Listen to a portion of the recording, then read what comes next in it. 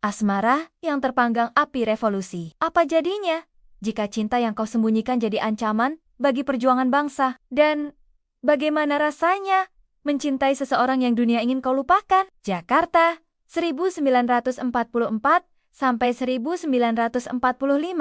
Soekarno sedang merajut impian kemerdekaan dalam rapat politik dan pidato berapi-api. Ia bicara lantang tentang bangsa yang bersatu. Tapi di balik itu semua, ada rahasia kecil cinta yang membakar hatinya diam-diam.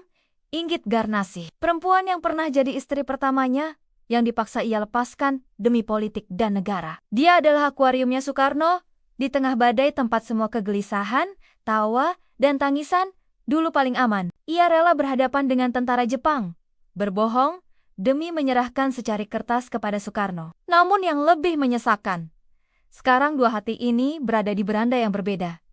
Dia sebagai istri negara, dan Inggit sebagai masa lalu yang dielu-elukan, tapi juga disembunyikan. Tapi saat dia memutuskan menikah lagi dengan Dewi Soekarno, Soekarno juga mengasingkan satu bagian dari dirinya sendiri. Bagi Soekarno, Inggit bukan sekadar sosok pengantar kopi sore atau penyambut tamu proklamasi. Mata Soekarno menyala saat ia naik mimbar, tapi pikirannya melayang ke Inggit. Ketika Soekarno dipenjara di Sukamiskin, Inggit silih berganti ke sana mengantar roti, kain hangat, kabar dunia luar. Dan yang nyeri, dia tak diundang untuk menyalakan lampu proklamasi. Jagalah dia, begitu ujarnya.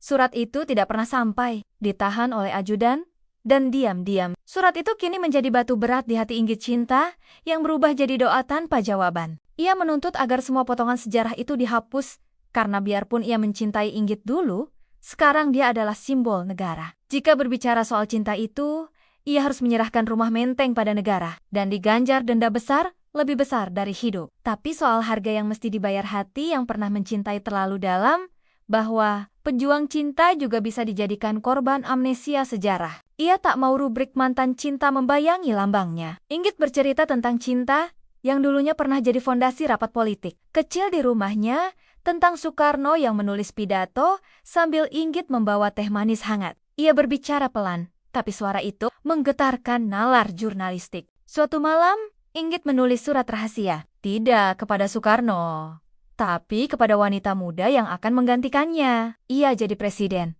bersandar di kursi berselimut di kamarnya yang senyap. Tapi Inggit hanya dipanggil sebagai mantan istri. Sosoknya tak layak ditulis dalam buku kenegaraan. Semacam bayangan indah yang dilarang diterangi lampu sorot. Malam proklamasi. Apakah hatinya turut bangga atau terluka lantaran diabaikan dalam sejarah besar itu? Soekarno, di balik panggung kemerdekaan, memegang tangan Dewi Soekarno. Tapi hatinya menegang setiap mendengar nama Inggit disebut meski hanya dalam bisik masa lalu.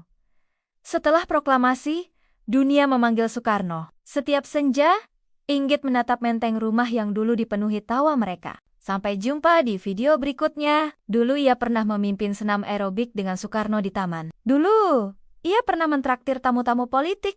Kini, semua itu hanya gema. Tapi rahasia tidak mau diam. Suatu hari, wartawan Belanda datang mewawancarai Inggit. Mereka tak tertarik sejarah politik, tapi sejarah hati. Soekarno merasa dikhianati. Bukan karena cerita itu keluar, tapi karena dunia sekarang tahu bagian dari dirinya yang ia bayar mahal untuk dilupakan. Inggit menerima tekanan. Ia dipanggil untuk menandatangani perjanjian larang bicara. Tekanan batin ini bukan soal uang. Kemudian datang momen paling menyesakkan.